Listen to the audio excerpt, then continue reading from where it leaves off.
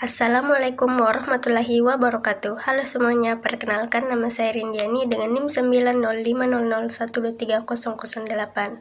Pada video kali ini, saya akan membahas sedikit mengenai instrumen dan komponen kebijakan fiskal dalam perspektif ekonomi Islam, di mana kebijakan fiskal dalam Islam berbeda dari konvensional karena berlandaskan pada prinsip syariah, menekankan keadilan dan kesejahteraan sosial.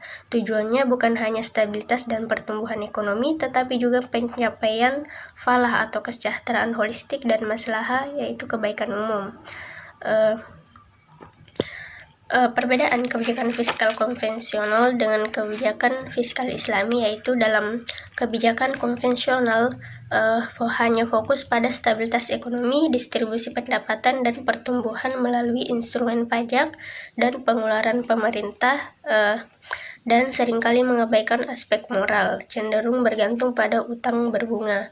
Sedangkan kebijakan fiskal dalam perspektif Islam bertujuan mewujudkan keadilan sosial, pemerataan pendapatan, pertumbuhan ekonomi berkelanjutan, dan kesejahteraan kolektif. Setiap kebijakan harus sesuai syariah dan menghindari riba, gharar, dan maisir. Adapun sumber-sumber penerimaan negara dalam perspektif Islam, yang pertama ada zakat, yaitu penerimaan wajib yang dialokasikan untuk 8 golongan asnaf atau penerima zakat, berfungsi sebagai alat redistribusi kekayaan dan pengurangan kemiskinan. Kemudian ada jizyah, yaitu pajak per kepala yang dikenakan pada non-muslim yang hidup di bawah perlindungan negara Islam sebagai ganti atas keamanan dan kebebasan beragama. Kemudian ada kharaj, yaitu pajak tanah yang dikenakan pada tanah yang ditaklukkan atau tanah yang dikelola non-muslim. Selanjutnya ada usyur, yaitu pajak yang dikenakan pada barang dagangan yang melintasi perbatasan negara Islam, seperti bea cukai. Kemudian ada ghanimah dan fa'i, yaitu harta rampasan perang dan harta yang diperoleh tanpa pertempuran yang distribusinya diatur oleh syariah. Kemudian ada pajak atau doriba, yaitu penerimaan yang bersifat opsional dan temporer, dipungut oleh pemerintah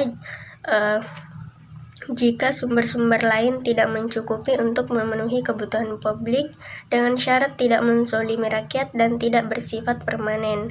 Kemudian ada wakaf, yaitu harta yang diwakafkan untuk kepentingan umum yang manfaatnya terus-menerus. Kemudian ada infak dan sedekah, yaitu sumbangan sukarela dari individu yang mendorong solidaritas sosial. Selanjutnya yaitu komponen pengeluaran negara dalam Islam, yang tujuan pengeluarannya yang pertama ada pemerataan pendapatan dengan mengurangi kesenjangan ekonomi, kemudian ada pemenuhan kebutuhan dasar dengan penyediaan layanan publik seperti pendidikan, kesehatan, dan infrastruktur. Selanjutnya ada stabilitas ekonomi dengan mengendalikan inflasi dan pengangguran. Kemudian pembangunan ekonomi dengan mendorong investasi produktif di sektor real. Dan selanjutnya ada prioritas pengeluaran dengan mengutamakan kebutuhan daruriyat primer diikuti hajiyat sekunder dan tahsiniyat tersier. Dan yang terakhir ada aspek keadilan dan efisiensi dengan pengeluaran yang harus dilakukan secara adil, transparan, dan efisien untuk mencapai manfaat maksimal bagi masyarakat. Adapun instrumen kebijakan fiskal perspektif Islam, yaitu pendapatan negara dari sektor zakat dengan pengelolaan zakat secara efektif untuk tujuan distribusi, kemudian dari sektor pajak atau doriba dengan penerapan pajak yang adil dan sesuai kebutuhan, dan penerimaan lain-lain dengan pengelolaan ghanimah, fa'i, jizyah, kharaj, usyur, dan wakaf. Kemudian pengeluaran negara berdasarkan pengeluaran produktif, yaitu investasi pada proyek-proyek yang meningkatkan kapasitas produksi dan lapangan kerja, dan pengeluaran sosial, yaitu alokasi dana untuk pendidikan, kesehatan, dan bantuan sosial. Adapun tantangan kebijakan fiskal dalam perspektif Islam yaitu implementasi zakat yang efektif, di mana memastikan pengumpulan dan distribusi zakat yang optimal dan sesuai sasaran. Keterbatasan instrumen, terkadang instrumen yang ada belum sepenuhnya mampu mengatasi semua persoalan ekonomi modern. Kemudian ada kepatuhan masyarakat, di mana kesadaran dan kepatuhan masyarakat dalam membayar kewajiban fiskal masih sedikit.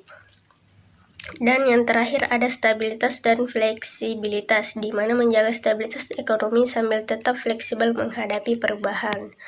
Sebagai kesimpulan, Kebijakan fiskal Islam dalam kerangka kerja holistik yang menggabungkan dimensi ekonomi, sosial, dan etika dengan instrumen penerimaan yang beragam terutama siswa dan prioritas pengeluaran yang bertujuan untuk mewujudkan keadilan, pemerataan kesejahteraan, dan pertumbuhan ekonomi yang berkelanjutan, membedakannya secara fundamental dari pendekatan konvensional yang lebih fokus pada stabilitas makroekonomi semata tanpa mempertimbangkan dimensi spiritual dan keadilan sosial yang komprehensif.